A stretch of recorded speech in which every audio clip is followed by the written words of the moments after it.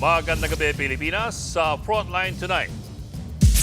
Hanggang 6 na pisong rollback sa diesel asahan daw sa susunod na linggo. Pati fuel subsidy at diskwento sa pamasahe aarangkada na rin. Posibleng sabwatan ng mga oil companies para sa overpricing sa petrolyo iimbestigahan ng Energy Department. Dagdag singil sa kuryente, ipatutupad ng Meralco ngayong buwan.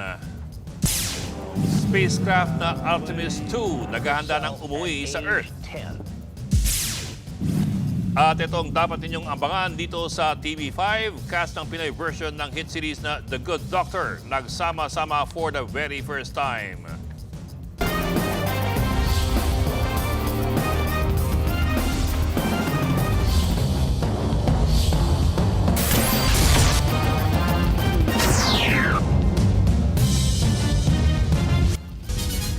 Sa susunod na linggo, posibleng umabot sa hanggang 6 pesos ang rollback sa kada litro ng diesel. Kasabay po niyan, aarangkada na rin po ang service contracting program, fuel subsidy at discount sa pamasahe. Nasa frontline na balitang yan si Gerard de la Peña. Tenga muna ang mga jeepney na ito na bumabiyahe sa paligid ng University of the Philippines sa Diliman, Quezon City. Lugi lang daw kasi ang mga tsuper kung mamamasada sa mga oras na wala namang masyadong pasahero. Pero paano naman ang mga commuter na nangangailangan ng masasakyan? Ang tugon dito ng pamahalaan, Service Contracting Program. Sa ilalim niyan, ang pamahalaan na ang magbabayad sa mga tsuper para magtuloy-tuloy sa biyahe. Alam naman po natin dahil sa patuloy na pagtaas ng presyo ng langis, limitado na po ang pagbabiyahe ng ating mga pampublikong sasakyan. Kung walang bumabiyahe, talo po pareho ang ating operator, driver, pati mga pasahero. May 1 bilyong pisong pondo ang pamahalaan para sa programa. 800 million pesos mapupunta sa land transport. Kabilang dyan ang mga bus, modern PUV, traditional jeepney at UV Express na bumabiyahe sa mahigit 800 ruta sa buong bansa. Ang natitirang 200 million pesos tulong sa mga operator ng barko sa mga lugar kung saan ito lang ang transportasyon. Prioridad sa programa ang mga feeder routes o yung mga ruta na dumadaan sa mga linya ng tren, bus at mga transport terminal. Sa ilalim nito, makakatanggap ng 100 pesos kada kilometro ang mga bus, 40 pesos ang kada kilometrong biyahe ng mga modern PUV at UV Express, at 30 pesos naman sa kada kilometrong takbo ng mga traditional jeepney. Lilimitahan sa 100 kilometers ang biyahe kada araw para marami makasama sa programa. Magbabayad pa rin ang mga pasahero, pero obligado ang mga driver na magbigay ng 20% discount. Maglalagay ng fare matrix ang mga kasali sa programa para malaman ng mga pasahero kung magkano ang dapat nilang ibayad. Dahil sa programa, posibleng makapag-uwi ang bawat tsuper ng humigit kumulang 1,000 piso kada araw. Gagamit daw ng GPS para ma-monitor kung talagang pumapasada ang mga tsuper. Habang wala pang GPS ang mga traditional jeepney, tutulong daw sa pagmamonitor ang LTO, LTFRB, Coast Guard at MMDA. Mas maganda po na may GPS kayo kasi una-una, mas mapapabilis po ang ating pagbabayad ng inyong service contracting program, no? Pangalawa, iwas po tayo sa korupsyon. Ang rutang UP-SM North kung saan pumapasada si Mang Nolan, kung tutuusin, kasali dapat sa programa. Pero hanggang ngayon, wala silang kaalam-alam kung paano makakasali sa programa. Malaking tulong talaga sa amin yon. Pero sa awa ng Diyos ngayon, hindi na alam namin kung saan kami pupunta, kung paano kami makakasali ron. Ayon naman sa LTFRB, bukas ay ilalabas nila ang listahan ng mga ruta at ang mga form na isusumite ng mga driver at operator para makasali sa programa. Sa ngayon, tinatayang tatagal lang 2 hanggang 3 buwan ang nationwide service contracting program ng pamahalaan. Kaya naman, hihingi ang DOTR ng karagdagang 5 billion pesos para mapalawig ito hanggang Hulyo. We wrote already TPM ang alam ko let me just check on that. Marirelease ngayong araw kasi kailangan namin ilagay din yung mga iba pang ruta, kung ilan yung magiging benepisyo at saka kung sino makikinabang dito on the 5 billion additional budget that we are requesting. Samantala, posible pa rin ang rollback sa petrolyo sa susunod na linggo kung pagbabasehan ng Mean of Platts Singapore Trading. Hanggang 6 pesos and 50 centavos ang posibleng tapyas sa kada litro ng diesel. Walang pagbabago o piso naman na nakaambang rollback sa gasolina. Nagbabalita mula sa Frontline, Gerard de la Peña, News 5. Pinaimbestigahan ng Department of Energy ang posibleng sabwatan ng mga kumpanya ng langis sa presyuhan po ng petrolyo. Ayon kay Energy Secretary Sharon Garin, sumulat na sila sa Philippine Competition Commission or PCC tungkol dito. Kasunod to ng panawagan ni PCC o sa PCC ni Congressman Miro Kimbo na imbestigahan ang umunoy sa buwata ng mga kumpanya ng langis. Kabilang sa sisilipin ay kung kinakikitaan ng tinatawag na anti-competitive behavior ang mga gas companies para idikta ang presyuhan at kumita mula rito. Ayon kay Garin, posibleng pangalanan ng mga kumpanyang nagsasabuatan kung mapapatunayan ang akusasyon. I think ang issue is nag-uusap-usap ba sila kung ano yung oil price hike. So far pa naman, these are all under investigation or under observation para lang po na mabantayan ng maigi. I'm not saying that there are parties that are guilty of this, pero maganda na po yan na meron tayong bantay na Kapit mga kapatid, may taas singil ang Meralco sa kuryente ngayong Abril. Nasa frontline ng balitang yan si Mobile Journal Aimee Atienza. Sa gitna ng kaliwat ka ng pasaning ng ating ekonomiya, may nakaamba na ring dagdag singil sa kuryente. Ayon sa Manila Electric Company o Meralco, 53 centavos kada kilowatt hour ang itataas sa singil sa electric bills ngayong Abril. Katumbas yan ng 14 pesos and 35 centavos kada kilowatt hour na kabuang singil para sa mga consumer. Ibig sabihin, ang 200 kilowatt hour na konsumo sa kuryente may katumbas na 107 pesos taas singil. 160 pesos naman para sa konsumo na 300 kilowatt hour. 213 pesos sa 400 at 267 pesos para sa 500 kilowatt hour na konsumo. Paglilinaw ng Meralco, hindi pa ito epekto ng sunod-sunod na mega oil price hike dulot ng tensyon sa Middle East. Epekto raw ito ng pagtaas ng generation charges at paglagapak ng piso kontra dolyar sa pinakamababang halaga. Para ho sa March supply month, yung exchange rate ay tumaas po ng mahigit 3 piso to 60.748 pesos per the dollar. Yung depreciation po ng pera natin ay nakaapekto sa 99% ng costs ng First Gas Santa Rita at San Lorenzo gas plants ng First Gas and 44% of the rest of Meralco's power supply agreement. Kailan ba mararamdaman ang epekto ng krisis sa electric bill? Sabi ng Meralco, sa billing sa susunod na buwan. Pero yung mga fuel na darating itong April, yun na yung affected ng Middle East conflict at ma-reflect siya sa May generation charge. Sa kabila naman ng taas singil, ipatutupad na rin ngayong buwan ang Lifeline Rate Subsidy Program ng Meralco. Para ito sa low-income households, kabilang na ang miyembro ng 4Ps. Sa ilalim ng Lifeline Rate, 100% ang discount sa mga kumukonsumo ng 50 kilowatt-hour pababa. May 35% ding tapyas sa mga bahay na 51 to 70 kilowatt-hour lang ang konsumo. 20% naman sa 71 to 100 kilowatt-hour. Nagbabalita mula sa Frontline, Mobile Journal, Aimee Atienza. Si Meralco Chairman Manny Pangilinan ay chairman din po ng TV5. Kabyo tayo sa pambalita, umuugong na naman sa Kamara ang posibleng kudeta. Binalak daw patalsikin si House Speaker Bogie D para ipwesto raw si Congresswoman Gloria Arroyo. At ang may pakanaraw niyan ay si VP Sara Duterte na naharap ngayon sa impeachment. Nasa frontline ng balitang yan si Marian Enriquez. Magpipitong buwan pa lang bilang House Speaker si Isabela 6th District Representative Faustino Bogie D. III. Pero muling umuugong na patatalsikin daw siya. Ayon sa ilang report, papalitan daw siya ni Pampanga 2nd District Representative Gloria Macapagal Arroyo. Si Vice President Sara Duterte umano ang nag-uudyok sa kaalyadong si Arroyo. Ang problema lang daw, hindi sapat ang bilang at 30 kongresista lang ang nagpahayag ng suporta para kay Arroyo. Malayo sa kailangang 160 votes para magluklok ng bagong speaker. 2018 hanggang 2019 nang huling maging speaker si Arroyo. Ito ay matapos patalsikin si nooy House Speaker Pantaleon Alvarez na pakana rin umano ni VP Sara. pero itinanggi ni Arroyo ang umuugong na kudeta laban kay D. Giniit ni Arroyo ang tiwala at suporta sa kasalukuyang House Speaker na nagsimula pa raw sa yumao nitong ama.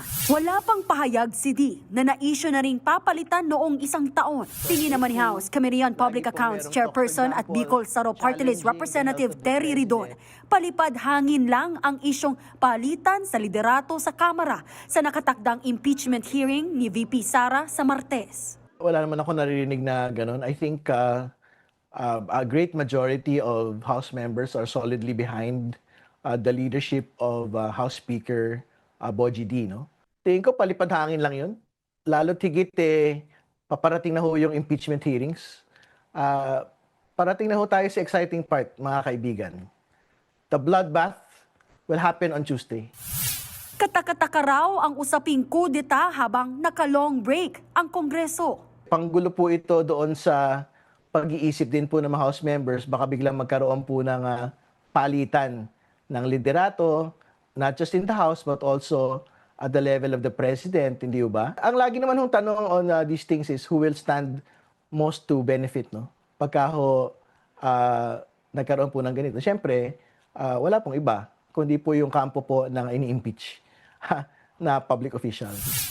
Sa muling paggulong ng impeachment hearing sa April 14, kabilang sa haharap ang umano'y bagman ni VP Sara na si Ramil Madriaga. Tutukuyin ng komite kung may sapat na basehan para umusad pa ang mga reklamo at iakyat ito sa Senado na magsisilbing impeachment court. Nagbabalita mula sa Frontline, Marian Enriquez, News 5.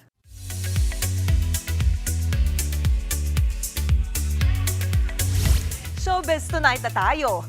Todo handa na ang mga bida ng upcoming kapatid serye na The Good Doctor. Kanina, nag-script reading na rin sila.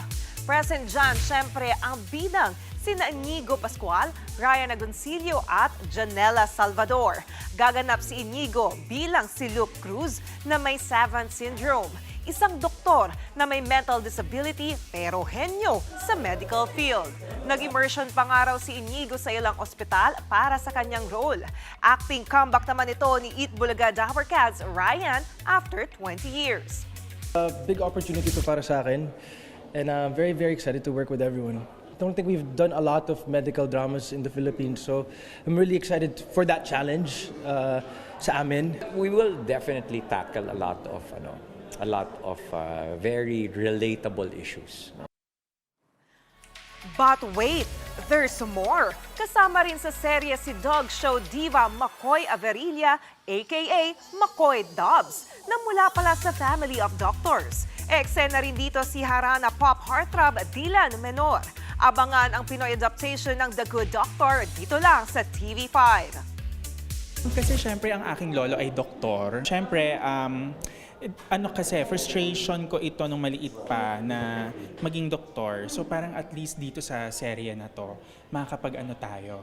Diba? Yung mga, kunwari, operation, mga ganyan. Sa K-pop naman, it's giving campus crush ang peg ni BTS V sa bago niyang short film.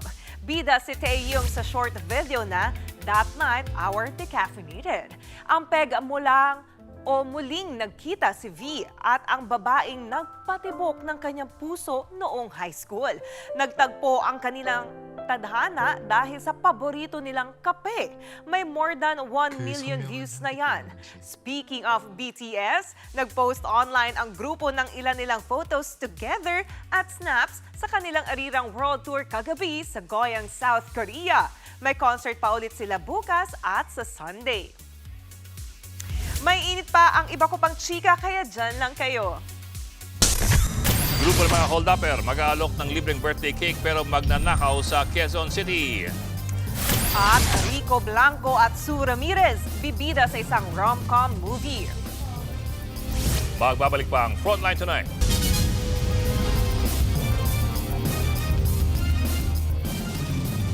Mga kapatid, Ed Lingaw po, maging maalam at may pakialam sa mga napapanahong balita sa ating bansa. Para sa mas malilimang pagtalakay at paghimay sa mga issue at headlines, mag-follow at mag-subscribe sa social media pages ng News 5.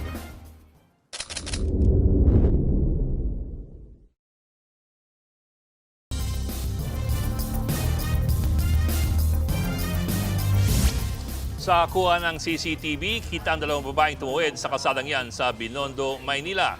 Nabagsakan sila ng tubo. Isa sa mga biktima agad bumagsak din. Sinugod na siya sa ospital. Wala pang detalye kung kumusta na ang babae. Inaalam pa rin kung saan galing ang bumagsak na tubo at kung meron bang dapat managot. Balik bansa na ang nasa 600 Pilipinong apektado ng giyera sa gitnang silangan. Sa kabila naman ng ceasefire sa pagitan ng US at ng Iran, hindi pa rin daw lumuluwag ang Strait of Hormuz para sa pagdaan ng mga oil tankers. Nasa frontline na balitang yan si Rainiel Pawin. Sa kabila ng inabot na trauma mula sa giyera, nabunutan ng tinik sa dibdib ang mga OFW na ito nang makalapag sa Villamor Air Base sa Pasay.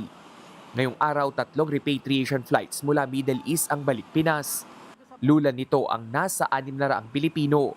Kabilang sa mga umuwi si Marieta na mula sa Abu Dhabi. Halos hindi na tumigil ang kanyang luha nang makatapak muli sa Pilipinas. Mag-iisang buwan na raw siyang balisa dahil sa mga naririnig na pagsabog sa Abu Dhabi. Malapit kami doon sa mga ginigera, sa mga ano po. Tapos sa mismong city po ng Abu Dhabi, ano po, naririnig namin yung mga bomba. Di namin alam kung saan po babagsak ang yung mga debris. Sabi ni Migrant Workers Secretary Hans Kakdak, nasa 2,000 Pinoy pa sa Middle East ang nagpalista para sa repatriation. If this continues to be a situation for us, a challenge for us, then we will have to resort to supplemental additional funding. Nakamonitor naman ang DMW sa nangyayaring putukan sa Lebanon. Ito'y matapos bakbakan ng Israel ang Central Beirut. Ang kakaiba dito ay sa Central Beirut ang atake, usually nandun lang sa Southern Beirut. But having said that, wala naman napaulat na Pilipino nasaktan. Sa kasalukuyan, higit 11,000 Pilipino ang nasa Lebanon. Nitong Martes nagsimula ang 2 linggong ceasefire sa pagitan ng US at Iran.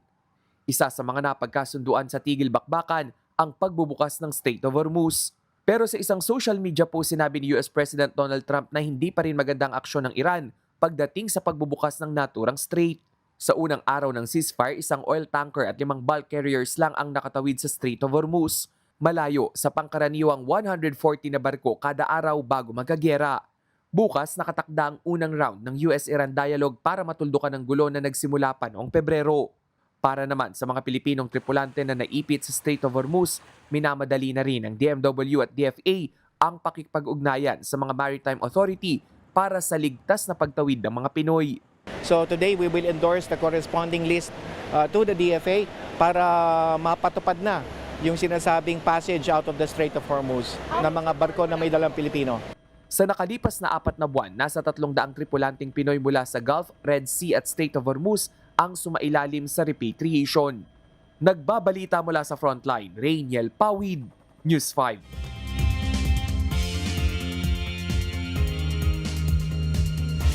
Mga kapatid, magdala ng palangga sa sobrang init na panahon kung may lakad kayo ngayong weekend.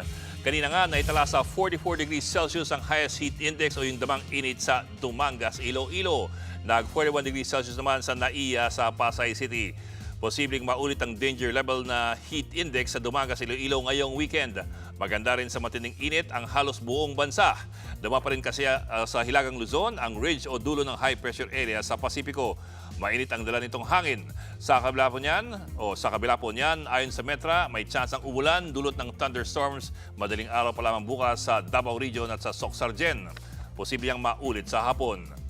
Samantala, patuloy ang paglakas ng severe tropical storm na may international name na Sinlaku sa labas po ng Philippine Area of Responsibility. Posible ang pumasok sa PAR pero lilihis din papalayo ng bansa. Babantayan po natin ang kilos niyan.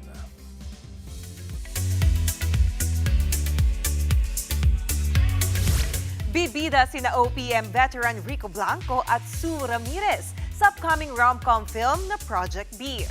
Shinare ni Sue ang ilang pictures nila together. Iikot ang pelikula sa kwento ng isang type A woman na naghahanap ng kanyang baby daddy.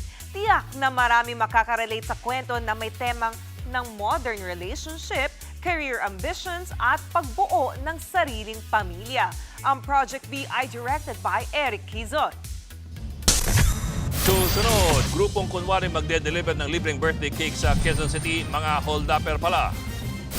Artemis 2, inabangan na sa kanilang pagbabalik matapos ang paglalakbay sa paligid ng buwan. At pakiindak sa bagong music video ng Cat's Eye na Iki Up. Tutok lang mga kapatid dito sa Frontline Tonight.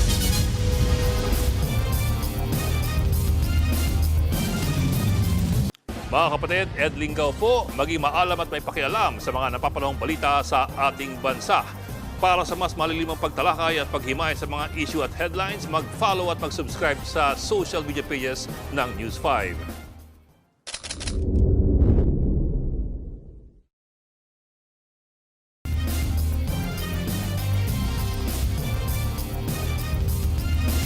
May bagong modus sa mga magnanakaw. Mag-aalok sila ng birthday cake na galing daw kay Mayor. Pero oras na pinagbuksan mo sila ng pinto, sasalakay na ang iba pa nilang kasabwat. Panoorin po yan sa Frontline Report ni Carol De Asa.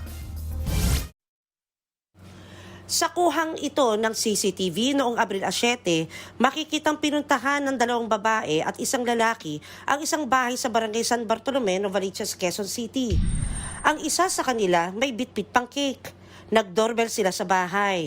Pinagbuksan naman sila ng pinto at kinausap ng humarap na residente. Pumasok ang babaeng may dalang cake. Ilang saglit pa, pumarado sa harap ng bahay ang isang puting sasakyan. Bumaba ang 5 sakay nito saka pinasok ang bahay. Di na nakita sa CCTV, pero sa puntong yon ay nanutok na ng baril ang grupo at iginapos ang 3 residente sa loob ng bahay. Dito na nanlimas ang mga kawatan.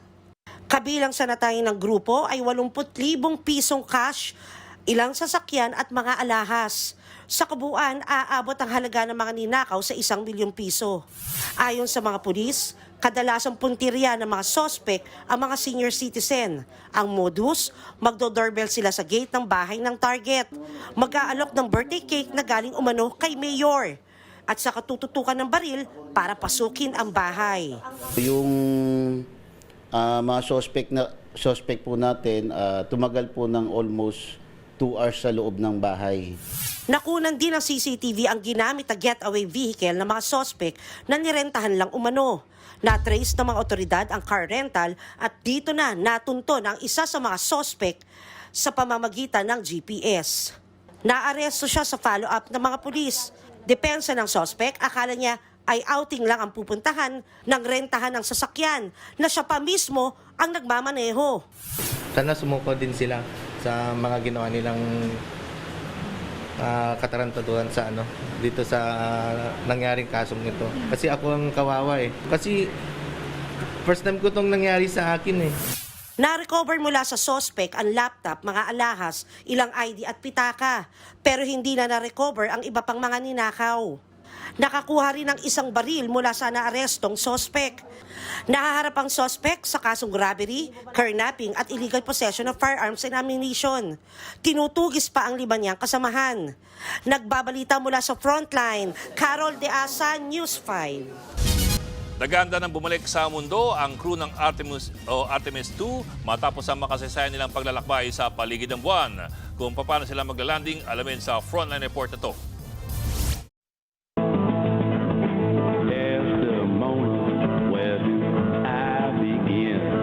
Ang kantang Lonesome Drifter ni Charlie Crockett ang wake-up call ng Artemis 2 sa ika-9 at huli nilang araw sa space bago bumalik sa Earth. Kasunod yan na matagumpay nilang paglipad sa paligid ng buwan. Bukas ng umaga, Manila time inaasahang maglalanding sa Pacific Ocean ng crew. Sa ngayon, nagsagawa na sila ng orbit correction burn at patuloy na rin ang pag-aayos sa kanilang gamit sa spacecraft. Sa kanilang pagbalik, unang isasagawa ang pagkalas ng Orion capsule ng crew sa service module ng spacecraft. Susundan yan ng re-entry sa Earth's atmosphere.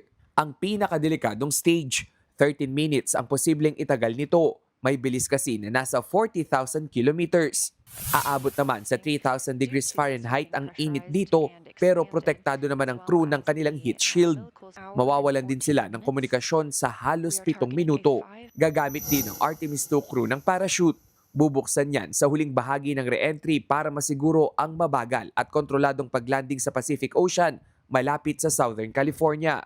Ayon sa NASA, pasado alas 8 ng umaga bukas, oras sa Pilipinas, inaasahan ang kanilang splashdown. Susundan niya ng press con para sa makasaysayan nilang paglalakbay sa paligid ng buwan. Nagbabalita mula sa Frontline, Rainiel Pawid, News 5.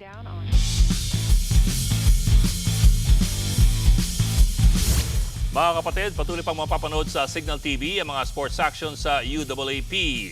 Lumagda ng kontratang UAAP at Signal Entertainment para palawigin ang broadcast agreement sa season 89 hanggang 93.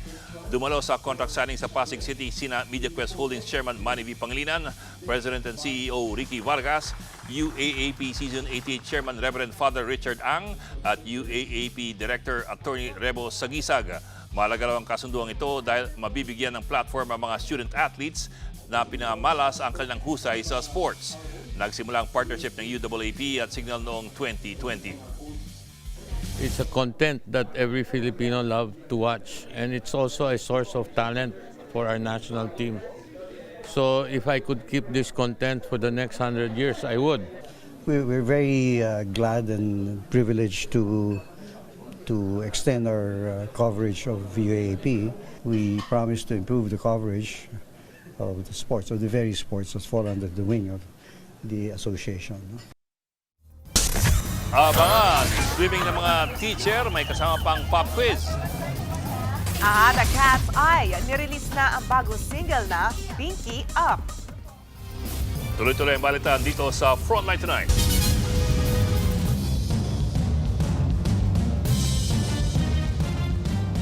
Mga kapatid, Johnny Alipon po, maging updated sa latest entertainment at lifestyle. Huwag magpahuli, mag-follow at mag-subscribe na sa social media pages ng News 5.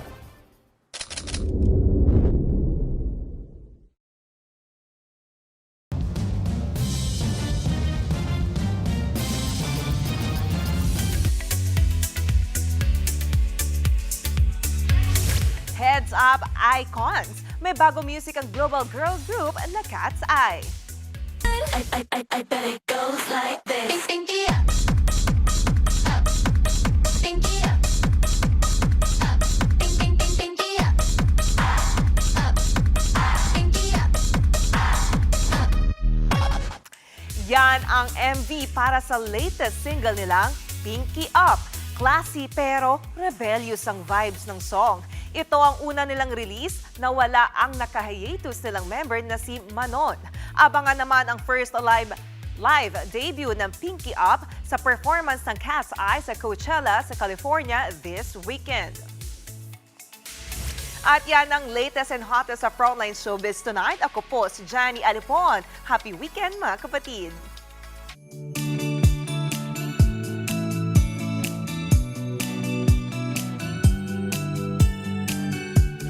At para naman sa ating pabaong Pampa-Good Night, summer feels pa rin ang tampok natin ngayong gabi. Pero may twist dahil may pa-exam sa paliligo. What times what? Okay. 8 times 4 na. 2 times 4? Pwede plus na lang. Yan ang magkaibigan sa Romblon. Literal na summer classes. Enjoy sana sa paliligo pero may pa-flashcards. Kwento ng uploader, pareho pala silang teacher. Trip-trip lang daw nila ang on-the-spot na recitation dahil nagkataong may dala silang flashcards. Diba? Pero alam mo, tingin ko mas appropriate yan sa banyo. Bakit, sir? Flashcards. Flashcards. Wow. Sige na nga, Friday na magbibigyan kita, sir. Oo, kita mo to. Bumigay ka rin eh. Yun ang literal na toilet humor, hindi sa figurative. Okay, yan po kwento si Gawintong pag-imay sa malagang headlines. Baltat diskusyon para sa paghubog ng matalinong opinyon. Hanggang sa Lunes po, kami inyong kapatid sa Baltat sa Public Service. Sa Menos Baños, ikaw naman yung pagpagaling. Ako po si Ed Lingao, walang iwanan sa Frontline Tonight.